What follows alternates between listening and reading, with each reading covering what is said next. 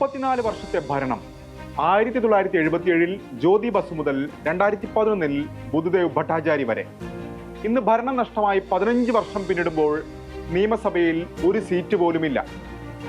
ബംഗാളിൽ ഇടതു പാർട്ടികൾ, പ്രത്യേകിച്ച് CPIM, ഒരു തിരിച്ചുവരവിന്റെ സൂചനകൾ നൽകുന്നുണ്ടോ?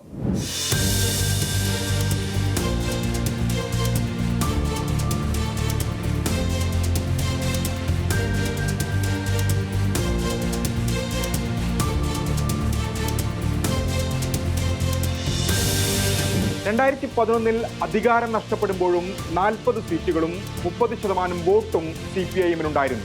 ഇടതു പാർട്ടികളുടെ ആകെ വോട്ട് വിഹിതം 40%. കോൺഗ്രസുമായി ധാരണയോടെ മത്സരിച്ച 2016 ഇത് 20% ചുരുങ്ങി.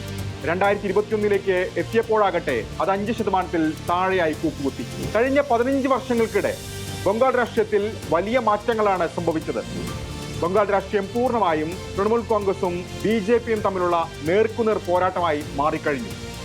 കൃത്യമായി പറഞ്ഞാൽ 2019 ലോക്സഭാ തെരഞ്ഞെടുപ്പ് മുതൽ 252 സീറ്റുകളാണ് ഇത്തവണ ഇടതു പാർട്ടികൾ മത്സരിക്കുന്നത്. ഇതിൽ പല മണ്ഡലങ്ങളുടെയും ജനവിധി ഒന്നാം ഘട്ടത്തിൽ പൂർത്തിയായി കഴിഞ്ഞു. CPIM 195 സീറ്റിൽ, ഫോർവേഡ് ബ്ലോക്ക് 23, RSPയും CPIയും 16 സീറ്റ് വീതം. RCPIയും മാർക്സിസ്റ്റ് ഫോർവേഡ് ബ്ലോക്കും ഓരോ സീറ്റിലും മത്സരിക്കുന്നു. അവശേഷിക്കുന്ന 42 സീറ്റുകളിൽ ISFും CPIM-ലും സമാജ്വാദി പാർട്ടിയും ഇന്ത്യൻ ഗോർഖ ജനശക്തി ഫ്രണ്ടും.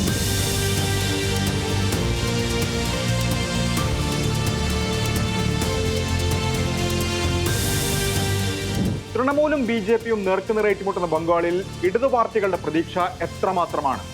വലിയ അട്ടിമറിയൊന്നും ഇടതു നേതാക്കളോ പ്രവർത്തകരോ പ്രതീക്ഷിക്കുന്നില്ല.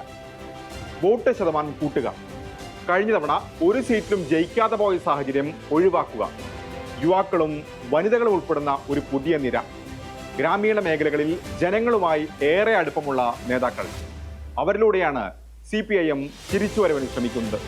കഴിഞ്ഞ തവണ മൂർഷിദാബാദ് ജില്ലയിലെ മണ്ഡലങ്ങളായ ഡോങ്കലിൽ 36% വോട്ടും ജാലോംഗിയിൽ 30% വോട്ടും നേടി 2ാം സ്ഥാനത്തായിരുന്നു CPIM.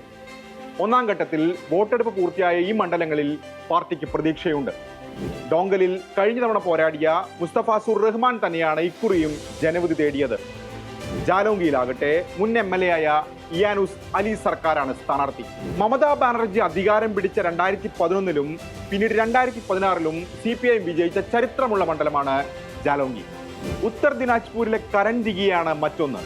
ഹാജി മുഹമ്മദ് സഹാബുദ്ദീനിലൂടെ വലിയ മുന്നേറ്റമാണ് ഇടതുമുന്നണി ലക്ഷ്യമിടുന്നത്.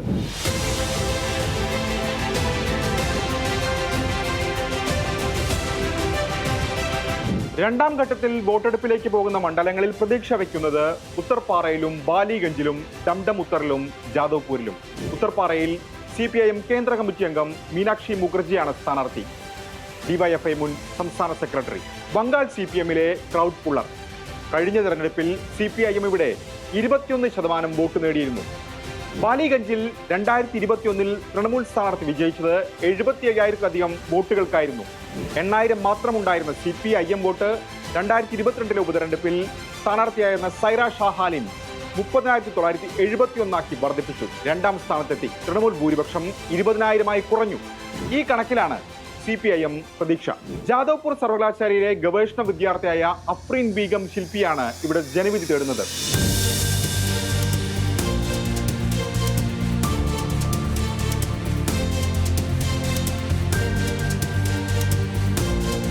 SFI അഖിലേന്ത്യാ ജോയിന്റ് സെക്രട്ടറി ദീപ്ഷിത ധർ മത്സരിക്കുന്നത് ഡംഡം ഉത്തറിലാണ്.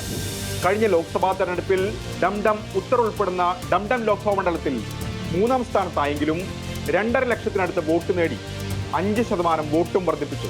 ദീർഘകാലം ബുദ്ധദേവ് ഭട്ടാചാര്യ പ്രതിനിധീകരിക്കുന്ന മണ്ഡലമാണ് ജാദവ്പൂർ. 2011-ലെ തൃണമൂൽ കടന്നുവരവിൽ ബുദ്ധദേവ് തോറ്റ മണ്ഡലം. പക്ഷേ 2016-ൽ CPIM മണ്ഡലം തിരിച്ചുപിടിച്ചു. 2021-ൽ തൃണമൂൽ മണ്ഡലത്തിൽ വീണ്ടും വിജയിച്ചു. CPIM 2ാം സ്ഥാനത്തെത്തിയപ്പോൾ മണ്ഡലത്തിലെ BJP വോട്ടിലും വലിയ വർധനവുണ്ടായി. ഇത്തവണ കൊൽക്കത്ത മുൻ മേയറും രാജ്യസഭാംഗവുമായിരുന്ന വികാസ് രഞ്ജൻ ഭട്ടാചാര്യയാണ് ജാദവ്പൂരിൽ മത്സരിക്കുന്നത്. CPIM പട്ടികയിലെ സീനിയർ.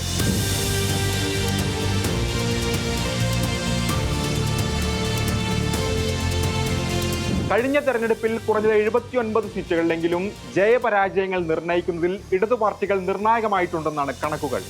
അതിനപ്പുറം 5 വർഷത്തിന് ശേഷം സഭയിൽ സാന്നിധ്യമാകാനുള്ള തീവ്ര ശ്രമങ്ങളിലാണിപ്പോൾ.